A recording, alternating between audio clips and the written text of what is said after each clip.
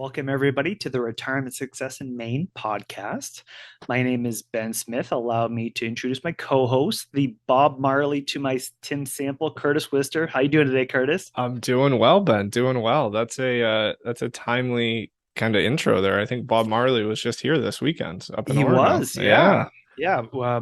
Anytime we can get a chance to see not the, for those that are not in the state of Maine, not the reggae Bob Marley, our own Bob That's Marley, right. who has he's a lot of Maine humor. So That's right. yeah, I've probably seen him probably a dozen times. He's amazing. It's So it's, it's solid. yeah.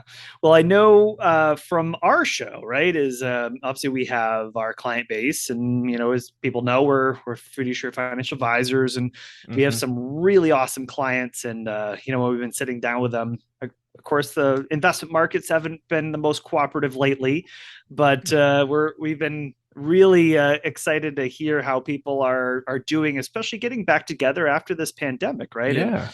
And I think there's been a lot of our clients that have, they've been storing up some jokes to tell us, and they've gotten us roaring and laughter from their stories and jokes. That's right. So, that kind of got us to wonder, what if they're able to take their natural talents of humor and maybe make some money from it? Yeah.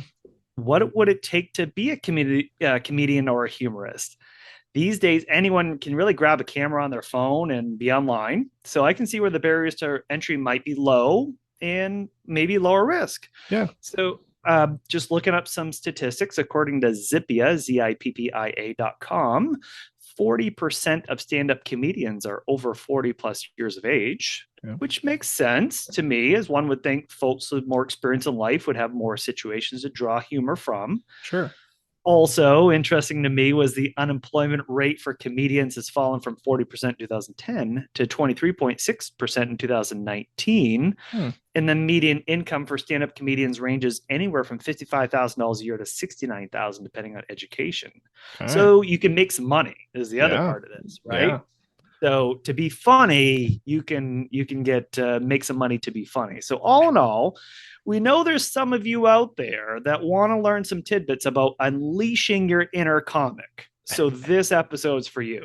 That's right. So, of course, no matter how many times they might laugh at our bad jokes, Ben, you and I are not the comedic We are experts here. not comedians. No. So obviously we had to go find a guest. So our guest today is a serial entrepreneur and created over a dozen companies in his lifetime. So from a small construction company to owning a submarine and a beach shack in Hawaii. A So submarine, by the way. yeah, Like, I mean, why not? wow. Put it on the list. I love it.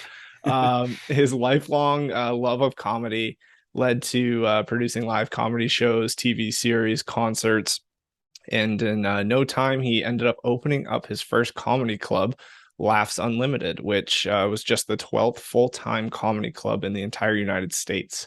So he then built this into a chain of successful comedy clubs in Northern California. So not only is he bringing himself on our show today, he's bringing his vast experience of working with some of the most famous names in comedy, right? You got Jay Leno, Jerry Seinfeld, Bob Saget, and Dana Carvey, while also helping develop talent such as Paula Poundstone, Brian Posehn, and Tim Bedore. So he also hosts a podcast called Standup Comedy, Your Host and MC, and has written several books, including Be a Stand-Up Comic or Just Look Like One, a comedy career guide. I couldn't even get through the name without laughing. That's good. So he also wrote 20 questions answered about being a stand-up comic, 10 answers you should know, and 10 answers you must know. So with that, please join in welcoming Scott Edwards to the Retirement Success in Maine podcast. Scott, thank you so much for coming on our show today. Wow, that was an incredible intro, Curtis. Ben, it's so exciting to be on your show. And ladies and gentlemen, I'm Scott Edwards. Yay! And the crowd goes Oh, wild, right? It's such an incredible honor. The audience is not only excited to hear my name, but shocked that I'm on your great show. And I think this is probably the first audience we've ever been in front of. I didn't know we were doing this live today. Yes. This is great. Well, Scott, with all of our shows, we like to dig into our guests a little bit, hear a little bit about your background and kind of how you kind of got to your point today. Love to hear about your kind of story growing up and how you found your affinity for comedy business. How did that all develop? Well, Curtis said it all, so we're done. No, I'm kidding. Okay. No, it really comes from being a serial entrepreneur. I did start my first company at 17. They have not all been a success, by the way. Speaking of a submarine, some have been huge financial losses, but hey, loads of fun. And that's my goal in life, is to have fun. But he is correct. Curtis shared with your listeners that in 1980, I opened the 12th full-time comedy club in the country called Laughs Unlimited. And by the way, it is still operating today, so over 42 years later. Awesome. And it's now one of the oldest standing comedy clubs. I no longer own it. I sold it in 2001 and moved on to other opportunities. Like most entrepreneurs, after a while, I'm ready for a new adventure. Anyway, comedy, the way it came about, I'll give you the short version. I was 23 years old. I'd already started a couple companies. I was selling life insurance and absolutely hated my job. And I was on vacation with my then girlfriend, soon to be wife, soon to be ex-wife.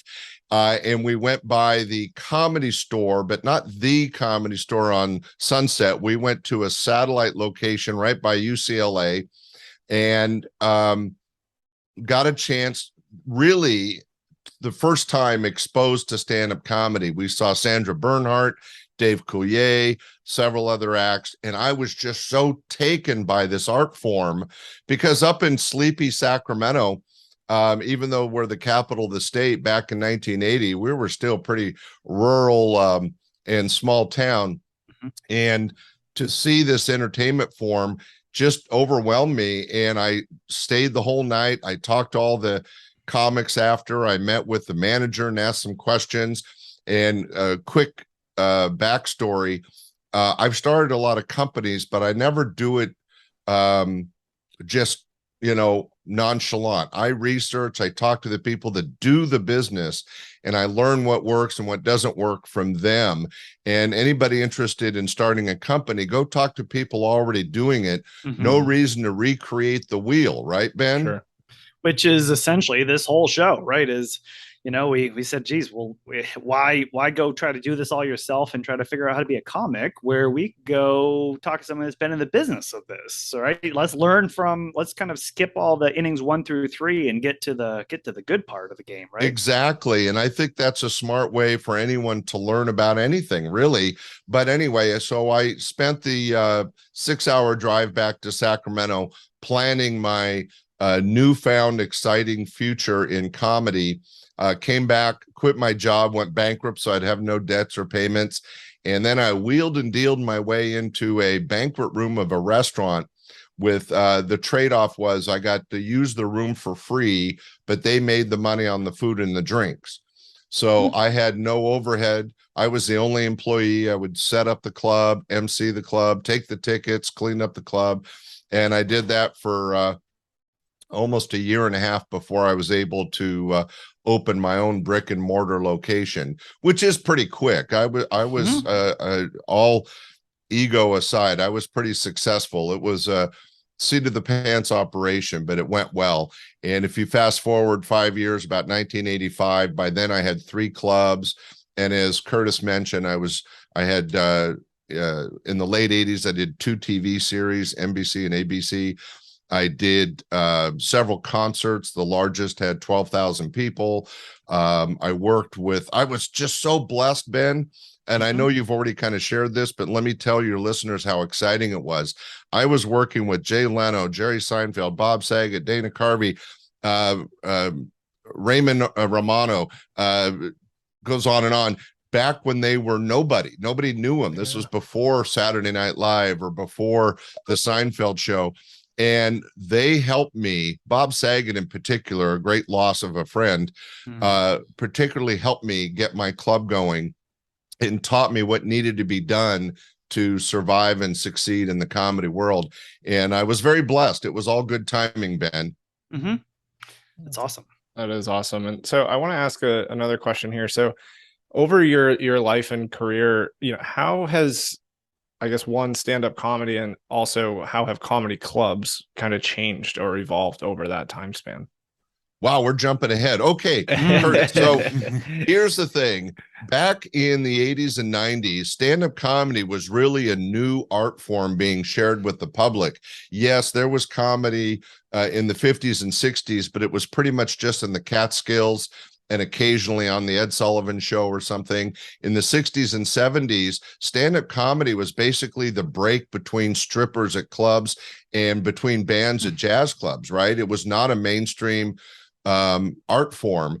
And it wasn't until the late 70s that clubs like the Improv or the Comedy Store started opening.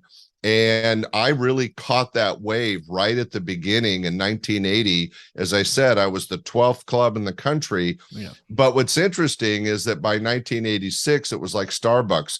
All the old discos became comedy clubs, right? They're all over the place. So we saw a lot of transition. To answer your question, in today's market, there's more comedy clubs than there were in 1980, but less than there were in 2000. In other words, it kind of peaked up and then it's dropped off a bit. And right now it's particularly challenging for comedy entertainers because of this woke cancel society. Everybody's so sensitive. You guys may remember, Curtis, you're maybe too young, but Ben certainly knows that there were comics that made a living out of picking on people, right? And engaging the audience by making fun of all of us. Don Rickles is probably the most famous. So that was really acceptable and all part of the norm. We could all laugh at ourselves. It's very cathartic and healthy to laugh at yourself and those around you as a group, right? In today's environment, everybody's so sensitive that, if you pointed out somebody's ugly Kmart sweater, that person probably knows, yeah, I'm in an ugly Kmart sweater and they don't care. But other people go, oh, he's picking on him, and it ruins that opportunity to see the funnier side of life. Yeah. Scott, from that end too, right, is obviously where I think maybe comedy and obviously just the internet as well, right, is here's people experiencing comedy where it's a destination, right? Almost like going to a theater and seeing a play and kind of experiencing that in person. I would imagine as well that some of this is that people are experiencing comedy in different ways, and they might even be, as you said, with not only just the sensitivity of the culture today, but also from a format perspective of here's the bit and here's the TikTok or the Instagram or Facebook thing that's going on, and it's just versus let's go to, I have tickets to go see, as we said, like Bob Marley from the state of Maine, or going to see Dave Coulier, or people like that. Like, here's the event and it's a big thing and I got tickets, I'm going to go, and it's an evening, and I'm kind of it's an event thing versus a kind of more instant gratification, right? Would you kind of agree with how that's kind of evolved a little bit more? So back in the day, it was destination entertainment, which is exactly what you're saying is correct. Yep. And back in those days, if you wanted to see stand-up comedy, you saw a really vanilla version on TV because you couldn't say what you wanted to say, but there was stand-up comedy on TV. So you'd have to go to a comedy club to hear the real raw entertainment. Now, I've never been a big fan of what's called blue comedy, the really dirty stuff, but I booked comics that were really dirty, but it wasn't dirty like dropping a lot of F-bombs that have no sense of humor. There was smart comedic humor. A lot of people don't know that Bob Saget, who played Danny Tanner on Full House, on stage was one of the dirtiest comics ever. But it wasn't just, he didn't swear, he just talked about sex and relationships in a real honest way, which made it kind of blue, but it was always very funny, very insightful. And you couldn't see that on TV. You had to see it in a club. So now fast forward to 2020, and what's happened is you can still get that.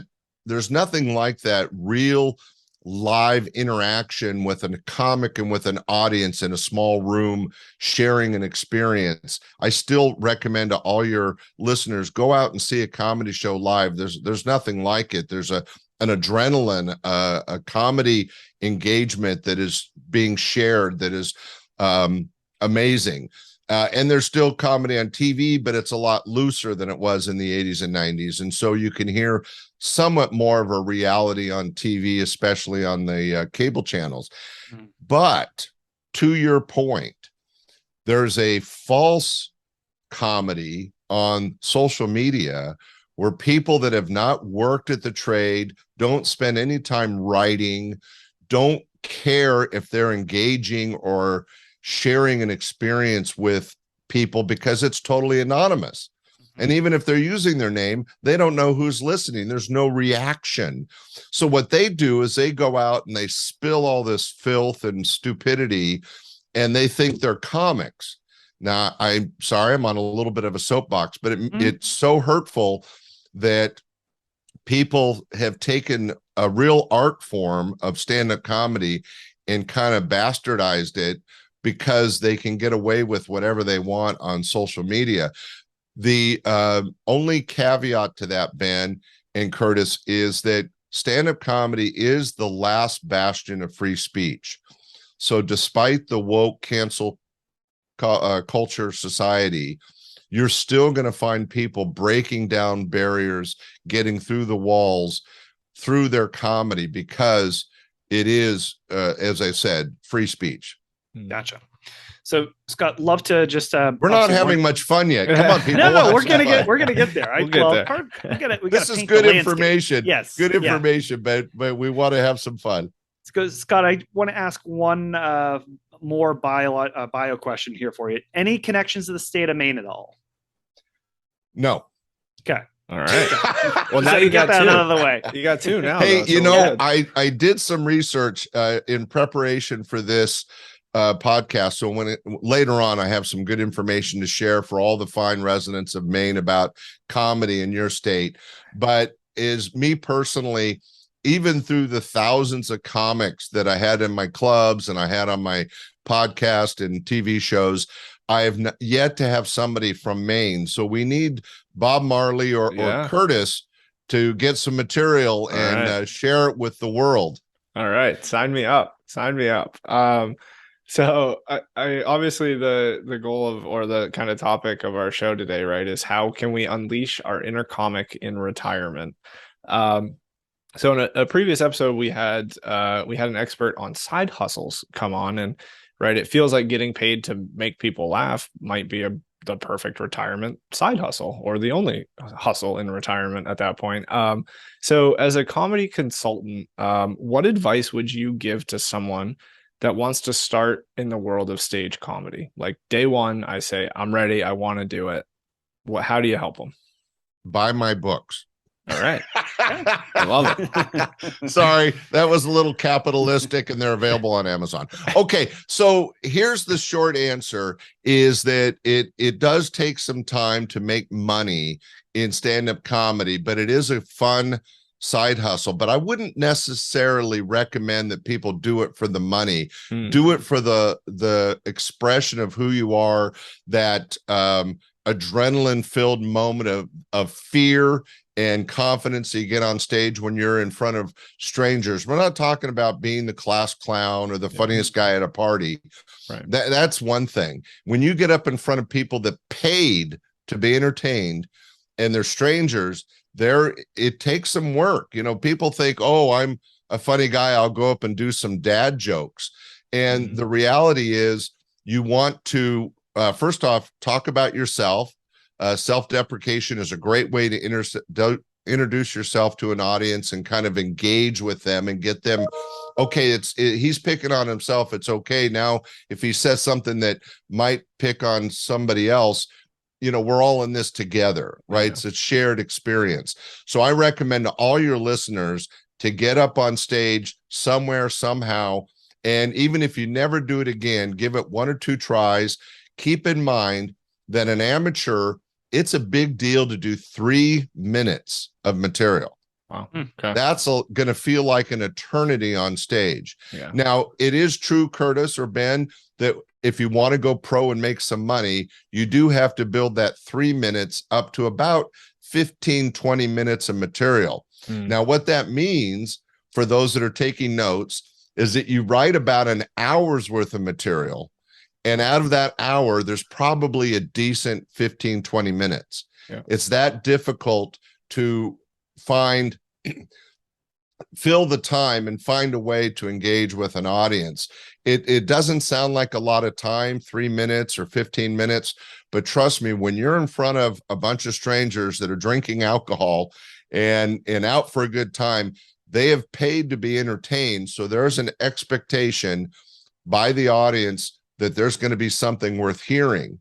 So there is a little bit of responsibility on that open micer or that performer to reach that goal, you know, and you're going to fail. Everybody, Bob Saget, Dana Carvey, they've all bombed at one time or another. That's part of the process. That's part of the learning. There's jokes that aren't going to go over, but that's when you get right back on the horse and write some more, right? Sure. Did that kind of answer your question? No, that was perfect. And you teed up my next question. So I want to focus on that audience piece of it. So I've written the material, right? I'm telling myself I'm ready. I want to do it. How do I do it? How do I go about getting booked, or how do I get listed as a comedian that's available to be booked, or how do I get on a stage? The reading glasses are on. Don't be shocked, everybody. Don't call the doctors or the therapist. It's okay. So here's the good news about Maine. You guys have so many great opportunities to get out and do a open mic set. First advice, write some material, practice it in a mirror, or share it with some family and friends and see if you can get them to laugh. That's a good start. But when you're going to go up in front of strangers, have 3 to 5 minutes of stuff to talk about, and you're not going to improv with the audience at this point. That's a learned thing down the road. You just want to go up, do your material, almost like Stephen Wright. Remember, he'd go up, he'd do a joke, and then leave. You know, you're going to go up, you're going to do your material. By the way, it's always best to memorize it. I have had a couple comics, great story. Gary Shandling came to the club. He was working my club, and it's a small audience, maybe 40 people on a Wednesday night. And he goes, "Hey, ladies and gentlemen," he did like 20 minutes, kind of proved he was funny. He goes, "I'm going to be on the Tonight Show next week. I need to practice, try out some material. Is it okay?" And the audience is like, "Yeah," because it's like a peek behind the curtain, right? Sure. So he brings out these 3x5 cards and starts reading off material. And if the audience laughed, he'd go, "Oh, yeah, that's good." And he'd put it in his pocket. And then if they didn't laugh or they booed, well, that's out, right? And what was really great was it was kind of magical for the audience at that particular show. But what was extra special was the next week, we saw him on the Tonight Show doing those jokes. Yeah. And those 40 people can say, "I was a part of that creation." Yeah. It was didn't happen very often, but that was a magical moment at my club, and a good reminder to people that want to get into comedy. It's okay to write this stuff down and have it prepared. But if you're going to, and even if you're an open micer, you know, have notes on the stool next to you as have key words to make sure you don't forget, because you're going to get stage fright when you get up there, right? Everybody does, even the pros. So having an 8x10 sheet with just keywords for the joke kind of in order to keep you on track. You're not looking at it, but it's there to guide you. So that's my advice. So I was talking about Maine. Yeah. So here's a couple things that I found out. You have some great opportunities. I love the name of this club. Have you heard of Running with Scissors Improv? No, I have not. It's right there in Maine, Running with Scissors Improv. Now, improv's a little bit different than stand-up comedy. It's kind of scripted / unscripted group entertainment. But just like stand-up comedy, it'll give you a taste of show business. You have the Curry's Comedy Club, the Comedy Connection, and the Empire Comedy Club. Up in Bar Harbor, you have Improv Acadia.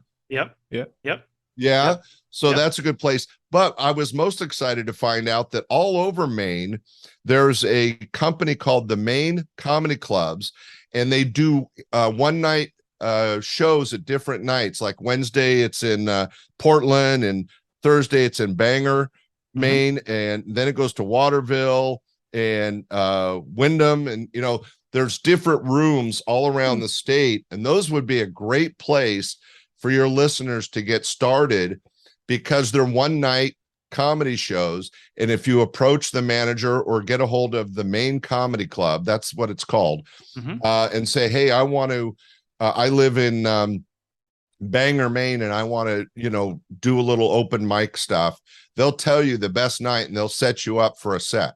Yeah. But be Very prepared. Cool. Don't just show up and think, oh, I'm a funny guy, I'll wing it. It won't work. All right. Yeah. Did that answer your question? That was great. That's awesome. Yeah. And Scott, I want to ask about, so now we kind of know, all right, well, we can kind of work on a set. We kind of figure out how to kind of get booked and get on a place. But let's talk about types of comedy, right? Because I know that there's different types of comedy out there. And, I can kind of think about, hey, how do I identify what area of comedy that I'm best at? So I guess that's a question of, because I know there's different types of comedy out there, and how would someone just kind of figure out where their strengths and where the weaknesses were there? Let me take a guess. Ben, you're a host. That was a really well-stated question. You've done this before. We've done this, I think now 72 or 3 times. Yeah. So we're getting better. Yes. Good. So that's a great question. So there's really all kinds of stand-up comedy, and keep in mind that includes the variety arts. There's comedy magic, comedy ventriloquism, comedy juggling, right? There's a myriad of ways of doing it. In pure stand-up, what we call monologue presentation, right? Remember Johnny Carson would get up and do a 5-minute monologue before the show. A monologue presentation is just you, the mic, and the audience. No props, right? Although prop comedy is a great way to get into stand-up. But that's a whole nother department. So for straight stand-up monologue comedy, you want to do what feels natural to you. So for example, Stephen Wright liked that kind of slow, very controlled, hey, this is what happened, and take a pause because he knew there was a laugh break. He would do a joke, take a pause, do a joke. There was no stringing thoughts together. Most comics, and what I recommend is that you want to string your material together and you take the audience on a journey.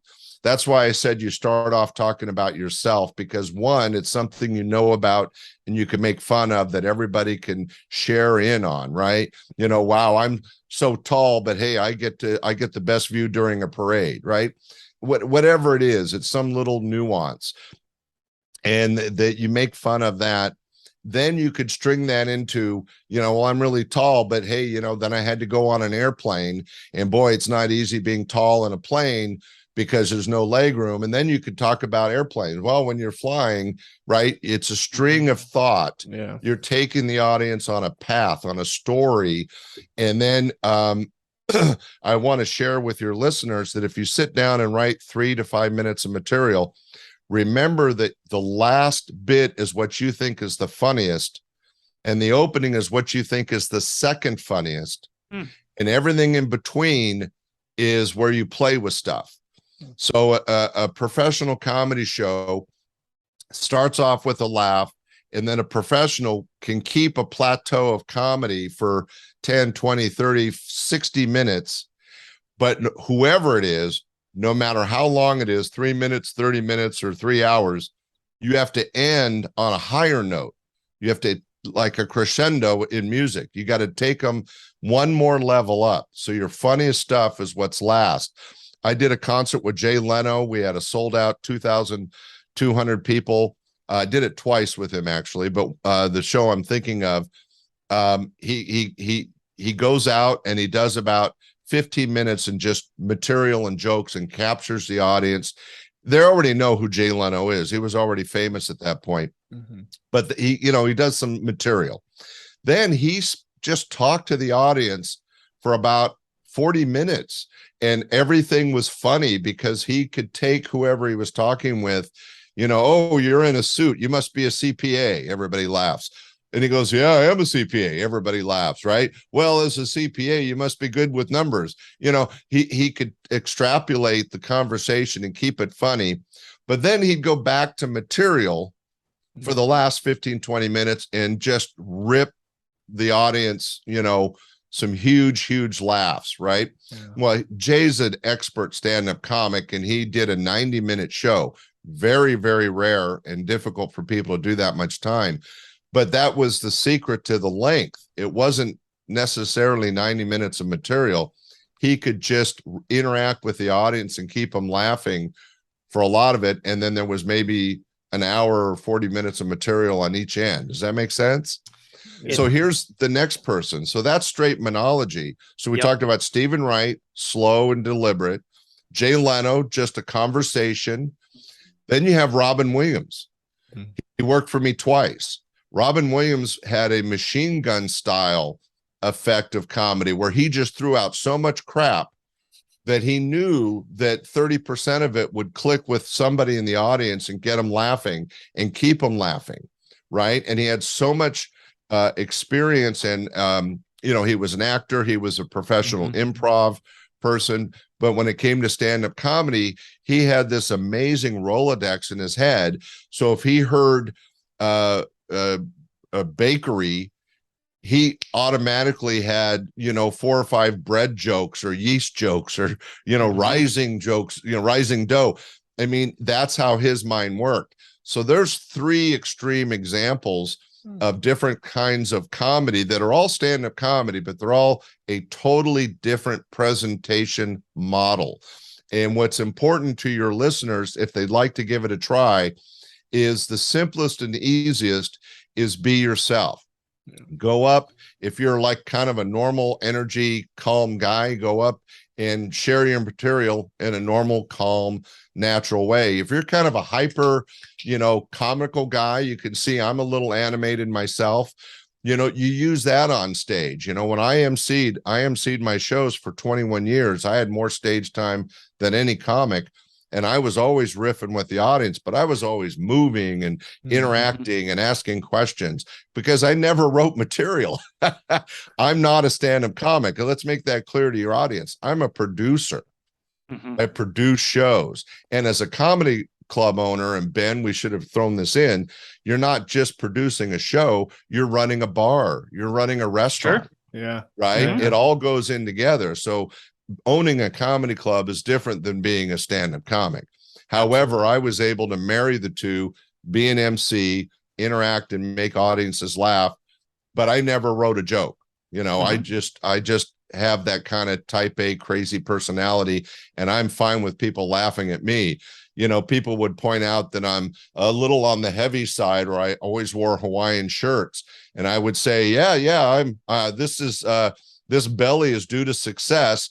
And the shirt is, I don't believe in hiding it, I believe in decorating it. I love that. So, I love it. Just simple things like that makes the audience laugh at you, but with you, right? Yep. Yep. So did that kind of answer the question? There's a lot of different ways to present material. You want to be true to yourself. It's just like when you're writing comedy, you want to write about what you know. So if you worked for your father in a construction job, you don't want to do jokes about being in the Navy, right? You want to do jokes about being on a construction site. Yeah. So that's hopefully my simple response to that. Not so simple. Good. No, well, Scott, I think that's perfect. Because again, I think what we're trying not to say is that, hey, I'm funny and I want to get up on stage and this is something I want to do and to kind of earn laughs, but I want to do it without kind of just parroting whatever Jerry Seinfeld says during his set, right? That's a good point. We never steal material. Robin Williams had such a Rolodex that he was often accused of borrowing somebody else's material, and he always apologized and paid him because he couldn't stop his mind from going to something he heard. It didn't happen a lot, but the point is, is that you want to be true to yourself and you want to be original. And that, now, by the way, Ben, that's a great point. Every comic has done jokes about being married or going on an airplane or being in traffic, right? That doesn't mean you can't do jokes on that. You just don't want word by word to imitate somebody. Right. So, and I think that's the kind of the key piece, which I know you're bringing up there. And also, I know you brought up Jay Leno, and Jay Leno actually is going to be in our area in Central Maine. He's actually going to be up here at the Collins Center of the Arts. Go see him. He's amazing. So I was just going to pull that plug as October 22nd. If you want to go check that out and maybe take a little notes as you're kind of referencing some Jay Leno comedy, that might be a good place to check out. And then go backstage and say you were just hanging with Scott Edwards, and he'll know exactly who I am. We did a lot of stuff together. That's awesome. Nice. That's awesome. So Scott, I want to kind of keep going into our show here, and I'm going to go back to the hypothetical of me being a comic or trying to be a comic. All right. So I've got my materials, or what I think my materials, straightened out. I know where I'm going. I got that stage that I'm going on, but I just am terrified that I'm going to say my best joke or what I think is my best joke and nobody's going to laugh. So I know you talked about it earlier that, everyone fails. There's always an element of failure. Is it like common? Do we always just bomb the first time we do it? Is that normal? And if it is, how do we kind of minimize that, right? How do I make sure I don't get booed off the stage? Well, first off, people are a little nicer than that. It's very, very rare to get booed off the stage. Okay. But even Jay Leno with 90 minutes of material is going to say something that doesn't get the response that he said 2 minutes later got, right? There's waves of laughter. So not everything hits at 100%, and it shouldn't, because there's nothing in life that's that solid. Yeah. So expect that there's going to be some crickets sometimes when you say something you think is funny and it's not. But that's not an indication that you're doing a bad thing. It's an indication you need to rewrite it or switch the words around or drop the topic. If it's not a topic you can share that, what's interesting, guys, and I don't want to get too deep here, but comedy is a real reflection of life through your eyes, right? So there has to be a certain truth. Right. It's kind of like how we always say that there's always a little truth in every lie. If something's going to work and engage with an audience, there's got to be a sense the audience will not buy it if you're lying to them. Is my point. Yeah. You have to be sharing something that is a shared experience. So I don't know if I have a good example, but I was driving in traffic. Well, boom, everybody in the audience has been stuck in traffic. Yeah. And then you share something that kind of happened that you saw the funny in, right? The really good comics are the ones that see the world the way we see it, but they're able to pick out the funny. Is that too vague? No, it really is a gift. I did want to, Curtis, you were saying, what if you got on stage? I'm going to put the magic specs on again. All right. I wrote some material just for the people in Maine. Okay, let's go. I want to hear it. So, joke number one is your relationship to Canada, right? Sure. Yeah. Right. You're right next door. We share a border. Yeah. So, I got to read my own writing. We have a real problem being next to Canada and what it's doing to employment. All those snowbacks coming across the border and taking our jobs. See, in California, it's the old joke is the wetbacks. Gotcha. Now, I'm not saying this is going to go over in a woke society, but it's a play on words. All right, let's see if we can get a better one. You guys are in a really rural area. So, hey, everybody, I saw a tractor. Let me do that again. Hey, everybody, I saw a tractor out in the parking lot. Who's here from Dry Mills? All right. Okay, so if you're in Portland, Dry Mills is really out there. Yes, that's right. Yes. Okay, Curtis, does that answer your question? Going over like a lead balloon? Yeah. But you know what you do? You just keep going. Keep going. That's right. Last one, Ben. Yeah. All right. So you guys have a lot of French heritage, We right? do. So, Yeah. it's always interesting being French or interacting with the French. Why do the French like snails? Because they don't like fast food. But bum. Fitting. It's a good one. So there you go, Curtis. If you want to irritate and piss off all your audience, you got 3 Love jokes. it. Love it. Got it. Love it. But Scott, I think what we're saying here is I think that's some of the fun, right? Is this, hey, there's going to be things that I say that people are not going to find funny, but I need the kind of the stress of that, right? That feedback where I'm now stressed on stage of, can I then recover? Can I then put myself back in a situation to get the audience back on track? And can I get them laughing? And right, isn't that kind of the game, right? Isn't that kind of the game of being the comedian? Is I'm trying to create consistency and laughter and get that feedback. But when it does go off the rails, let's see how I can get this back on track and get them kind of tracking with me. Right. And that's one of the things that I think is a value to us as humans and that's why I encourage people to go on stage at least once or twice, because you want that opportunity to put yourself out there. You want to be able to take, thicken your own skin and take some rejection and overcome it, right? It's good for your psyche. But I will tell you that there were comics, many of them, that once they knew that they had an act, they knew they had a way to bring the audience back, their thrill every time on stage was to take that audience and push and push and push the envelope. And at some point they lost the audience, or they got that boo. Mm-hmm. And then what they got a thrill and a challenge out of is they could come right back with a material and win the audience back. That's right. So exactly to what you're saying, Ben, is that some professional comics found the thrill of being a comic was taking somebody as far as you could take them and then bringing them back. Mm-hmm. Right.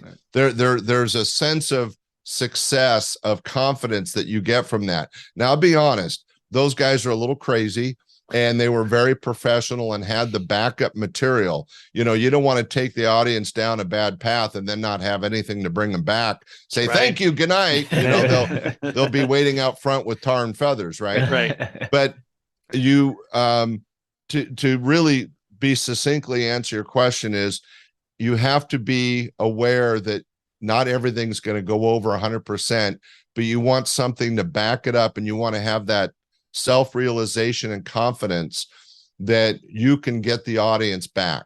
And that's really important in any art form, but especially stand-up comedy. A great analogy would be a musician has got 5 songs he's going to play in a concert. He knows that the third song is not as strong with the public as everything else, so he'll play that third song, and the audience might politely applaud, because we're all trained since birth to respect music, good or bad. Mm-hmm. But then he knows he can come back with his, album killing top hit, and the audience is going, whoa! So just like comedy, in music, you hit them hard, and then you give them some entertainment, and then you have that crescendo, and you just make it super appealing, and that's when you get the encores. And that the really good stars, when they get an encore, have something that even is better. Right? Yeah. No, that's great. I want to keep going here with along the same lines of, I guess it's a little different. So I want to take kind of the audience out of it, or say losing the audience, right? So pretend I have the material that the audience likes, but like people still make mistakes, I guess, on stage. So what is, I guess, the number one mistake that you see beginners make kind of when learning to be a comic? I think that the number one mistake is thinking that these people on social media or unfunny comics are doing the right thing when they're dropping F-bombs and think it's funny. So let me give you an example of that. People do respond to F-bombs and dirty words because we're raised since childhood that those are incorrect in open society. And so we giggle or titter or when we hear something. Sure. The problem is there's some people that think they're funny and all they're going, I saw my freaking girlfriend and she wanted some freaking bread. So I went to the freaking store, then I got her some freaking bread. Well, the audience is going to react to that because it's shocking, it's unnecessary, and it's just swearing. But is it humor? Is it funny? Yeah. Right? Yeah. To me, it's not. He's just doing a stream of filth out of his mouth, and the audience, they're not going to sit there politely with their hands in their lap. They're going to react to the filthy mouth. Yeah. But that person thinks that reaction is supportive and happy, and it's not. Gotcha. It's shock value. So the big mistake that a lot of amateurs make is that they'll say something funny, they'll have a thought, or they've written something, but I want to make sure the audience reacts. So I'm going to drop an F-bomb into the middle of it for no reason. Yeah. And I see that all the time. And it's like, you don't need it. The joke may not be, a Jay Leno quality or Bob Saget quality joke, but you had a premise, you had an idea, you just need to work on it. Think of a joke as a lump of coal. It has to be done over and over and over again, and compressed and changed and switch the words around, and eventually you compress that coal into a diamond. Then what do?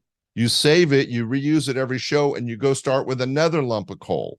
So that's how comics start with 3 minutes on stage and end up with an hour on stage. They're constantly building. Let me share one more thing, Ben, if you don't mind, and Curtis. Yeah. One of the magic aspects of stand-up comedy that makes it really good for actors, a lot of comics become actors, is that when Jay Leno or Saget or Carvey or even Ellen DeGeneres, who worked for me, Paula Poundstone, as we mentioned, Brian Posehn, who was on The Big Bang Theory, when you're sharing your comedy on stage, the acting comes in to that audience, it's like you just thought it up. Right? Oh, yeah. You know what? I was driving here and I saw this homeless guy on the road and blah, blah, blah. And there's a joke. The people think that actually happened because you're acting like it's fresh, new stuff. But what the audience doesn't realize, and it doesn't really matter, is that comic probably told that same joke over the last 2 years 1,000 times. And each time he changed a word around or changed something around and got it so it was just perfect. Right? Does that kind of make sense? No, I did. That makes great sense, and I appreciate you explaining it that way. Yeah, we need a recording of this. This could be like good stuff. This could be a lesson, audio lesson on how to be a comic. Do like a master class or something with this. There you go. I want to go back to, because you surprised us back there a few minutes ago with your jokes about Maine. So, and it's tied right into this question I want to ask you next. So obviously, Ben and I are in Maine here in New England. So beautiful area, by the way. I want to ask you, I guess, how did you write those jokes, right? So here I am, say I'm going to go on a stage in Maine and I want to connect with an audience here. What is your process, or what are some steps we can take to really make sure we're kind of speaking or joking to that audience? Well, Curtis, it just proves that what I said before didn't connect with you at all.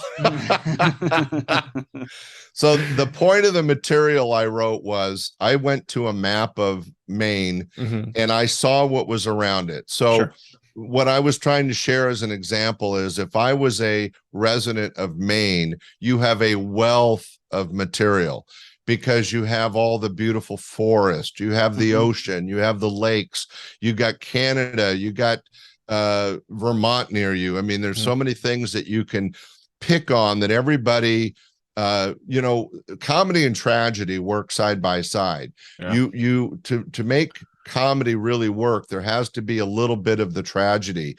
So it could be absolutely amazing to be next door to Canada, but if you went up and said, "Hey, don't we love those Canadians?" you're going to get a response, but it's not particularly funny. You have to say, "Well, we love those Canadians, but I wish they'd, move their semi trucks. They're blocking my driveway." Something that I just made that up. As you can tell, it didn't work. But to answer your question, whether you're in Bangor, Maine, or Portland, or some of the other towns, Bar Harbor, there's something about your community, what you do, your life, whatever your past is. One of the best topics that everybody can relate to, family. Yeah. Right. Yeah. So you talk about stuff that's kind of real, but you find the funny in it. Oh, geez, I was, at Thanksgiving with my family, and, I'm 42 years old and I'm still at the kids' table.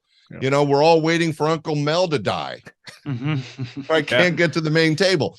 Yeah. So that's something, anybody that wants to try stand-up comedy, find the funny in your life and what's around you. And in Maine, you have so much, from big towns to little towns like Dry Mills. You have the French connection. You got Canada. I already mentioned, you got all these things that if you make fun of or you write material about, your audience will be able to engage with you.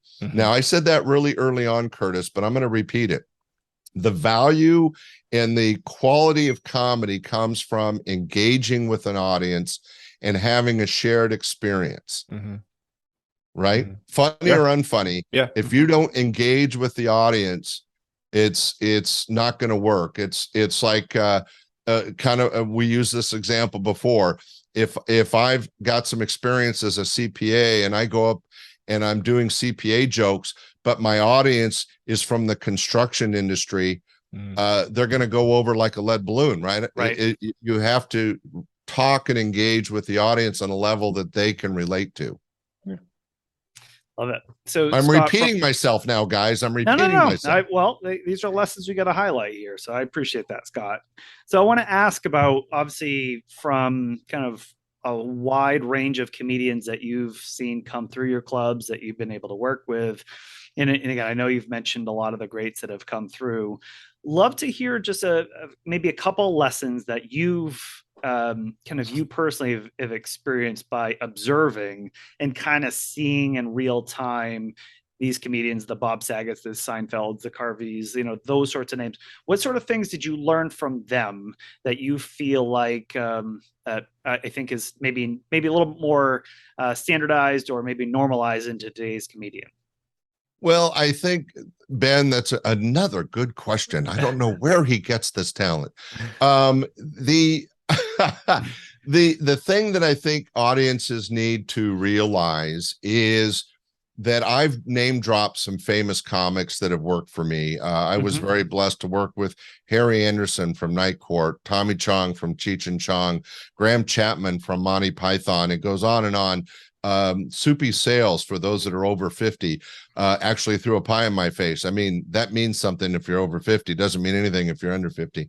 But the relationship to these celebrities is that the audience has an expectation because they know the name.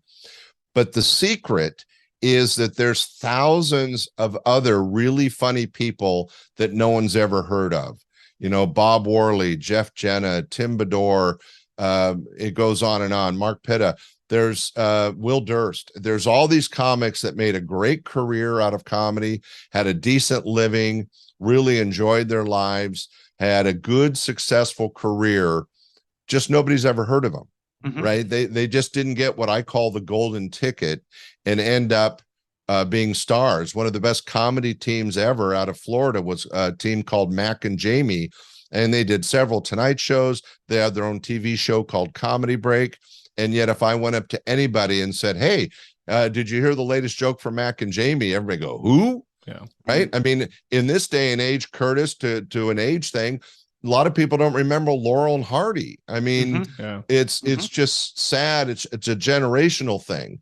Right. And so when you go out and see somebody, or you're thinking about planning a night out of entertainment, don't worry if you don't recognize the name. There's a lot of funny people that aren't famous that have something to share. Now, the other thing, and I'm repeating myself, Ben, but it's kind of the same question, same answer. The trick to entertaining an audience is talking about stuff that everybody in the room can relate to. Yeah. So if we're keeping track, audience, that's the third time I've said that. it is so important that whether you're talking about your own life or your community or your state or the state of the government, right? These are all potential topics. Sure. It has to be something that your audience is going to agree or disagree with, but they have to be able to relate to. Right? Right. Paula Poundstone is a very esoteric comedian. She doesn't go up and just talk about being in traffic or going to the airport. She talks about her weird view of life. Emo Phillips is the same way. These are people that would talk about going shopping, but because they have kind of a twisted mind, it's totally different from our experiences. But since we've all been shopping, now you're seeing shopping in this unique, twisted way. Does that make sense? Yeah, and that makes it funny. Absolutely. So even though they're from outer space and are really strange, talking about Emo Phillips, Paula Poundstone, people that are kind of bring kind of a twist to their comedy. Judy Tenuta, who just passed away, was the same way. They're still really funny, and they're still talking about stuff that we can all relate to: shopping, traffic, all this stuff. But they do it from this kind of weird prism that changes and makes things strange. It's fascinating. But Ben, it goes back to your earlier question. There's so many different types of comedy. Yeah. There's no right or wrong. It's just how you approach it. Yeah. And I think that's kind of the fun part about this as a topic today, is just kind of like, again, how do we kind of turn ourselves into it versus like, no, I have to go replicate a model and try to fit into a box. Is trying to find your own personality, highlighting that personality, and is it you're saying like finding that commonality that everybody could then relate to and then laugh at or with. Right. I love that from a formulaic, but again, you at the center of it, not trying to just do what everybody else is doing. Right. So let's put a pin in it on this retirement show. So your audience is over 50, maybe over 60. Sure. They're thinking about retirement, and I want to stretch myself and go do an open mic or try to write a couple minutes of material. What are you going to write about? You're going to write about being retired. You're going to write about what your past career was, how you transitioned to retirement, how weird it is to be retired. I'm semi-retired myself. I sold my business last year. I went from getting up, getting dressed, and being at work looking sharp every day to I get up and I go, what am I going to do today? And there's a lot of humor in that, right? And so your audience, if they want to play with this art form and expand their own reality and try doing an open mic, write about what you know, write about what it's like being retired or transitioning to retirement. If you used to be a lawyer, a lot of jokes there. If you used to be, you ran a grocery store, you have experiences that other people don't have that you're going to be able to share that they can relate to. I just gave myself an idea. So let's say you ran a grocery store for 30, 40 years and now you're retired. You have stories about running a grocery store, people knocking over a stack of food, or, a customer coming in dressed up in a Halloween costume. Who knows? Something weird that these people haven't heard. But they've all been to a grocery store, right? So when you sharing those stories, it's going to be funny. It's going to be entertaining because it's your past, but it's their reality. Right. And again, also seeing an everyday situation that everybody's in and seeing it from another lens, right? So I think all of those things are really kind of awesome. Wait a minute. Ding, ding, ding, ding. Okay, Ben gets a little applause. You're absolutely right. You have to share about your life and you find the funny.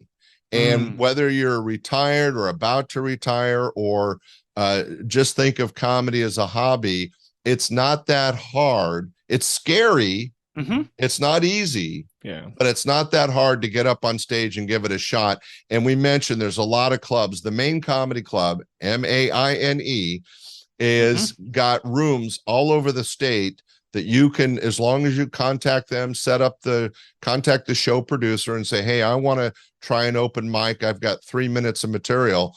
They'll set you up. That's how they find people. That's how they create comics. I mean, one of my greatest gifts to the entertainment world was my club was an A room. It was the step before stardom. And so I was able to discover a lot of comics and help them on that path to success. I had a comic, Ed Solomon, who was a terrific writer, but not a great performer. Guess what? He ended up writing Bill and Ted's Excellent Adventure, Men in Black, Now You See Me series. He's a huge, successful, multi-millionaire, successful scriptwriter for movies, but he started as a stand-up comic. Karen Anderson, who was a stand-up comic, very, very funny in her own right, ended up being the head writer for the Ellen DeGeneres Show, and has gone on to write several other shows. So it's not always ending up with the golden ticket being a celebrity. You could be write movies, you could write TV shows, you could be a producer, a director. There's so many things that comedy can lead to, but it all starts with that 3-minute open mic set.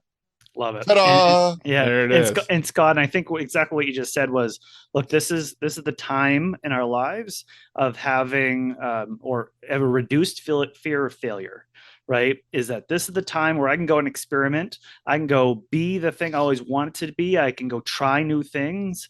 And I think that's what we want to do in today's show is like, that's that. Let's kind of lean into that theory and that thinking and try to push people into it. So I know that was, and I know Curtis has one last question. We got one question for you left. We've made it I just to want the to wait. Let me just ahead. validate what Ben said. Yeah. Is that at our age, when you're in that pre or current retirement position, you have nothing to lose. So put yourself out there, because even if you get booed off stage, that's an experience you'll remember the rest of your life. Yeah. Chances are that won't happen. I have faith in you, everybody listening. You're going to find some funny. And even if there's only 1 or 2 funny lines out of the 3 minutes, you're going to feel so good when people laugh or respond to something you said. Absolutely. Love it. Absolutely. So the last question here, obviously, we've talked about it a few times now. We are a retirement focused podcast. We love to kind of help people find their successful retirement. So I want to ask you, Scott, what or how would you define your personal retirement success? I know you mentioned you're semi-retired, but what does a successful retirement mean to you? Well, yeah, and I'm not a good example, everybody listening. I'm a serial entrepreneur. I sold my club, which was, by the way, an insurance agency, because that's full of laughs. I did that for over 15 years. I sold it, and I say semi-retired because I'm still a consultant for the guy that bought me out. I still have a connection with my clients, and so I still offer them services because they're my friends, they're my clients, and have been for years. But unlike most people that retire and start traveling or just linger around the house, I started another company. You know, I've actually got 4 podcasts now. I just started a new company in connection with the small city I live in. And that's what entrepreneurs do. They go out and find the next adventure. And it may crash and burn. It may be a huge success, but that's what I live and thrive on. For the average retirement person, if I could give any advice to anybody thinking of or now in retirement, is do not sit on your ass and watch TV. You got to do something that's meaningful to you. That could be travel. You know, I have a plan to go to Africa next year. I mean, you want to travel when you get to this point in your life and you can afford it and you have the time. But there's much, much more than that. I have another friend that went into silversmithing and just makes silver jewelry. And he was in the comedy world for 40 years and very, very successful. And now he does jewelry. I have another person that's writing for other people. I have a couple people that went into public speaking. You know, your life was unique. Maybe if you went out and shared your story with other young people, You could teach them how you succeeded, right? Become a public speaker. And you don't have to do it for money. Do it at the local Rotary Club or the Lion Club and share your story.